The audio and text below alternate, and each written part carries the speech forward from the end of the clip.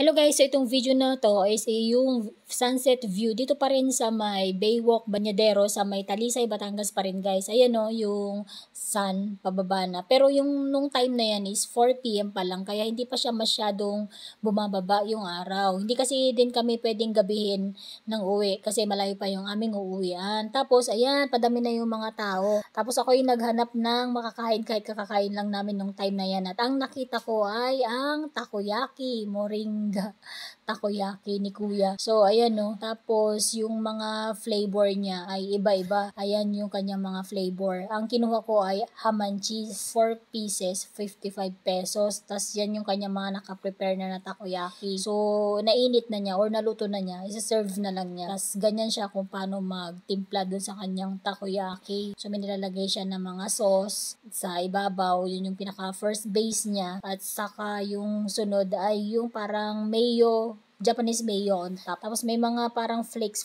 tuna daw yun, sabi ni kuya, tuna flakes sa ibabaw. Ayan, nilagyan niya. So, tatlo kaming umorder ng ham and cheese kaya pinagsabay-sabay na niya. Ayan. Tapos, lastly, meron siyang parang ini-sprinkle na parang dahon-dahon. So, hindi ko alam kung ano pangalan. So, yan yung in-order ko. 4 pieces for 55 pesos, ham and cheese flavor. Kain tayo, guys! So, ito yung takoyaki at ang sunset view dito sa may Baywalk Banyadero. Salamat sa panunod lagi ng aking mga video at tapusin sana ito hanggang sa dulo. Bye!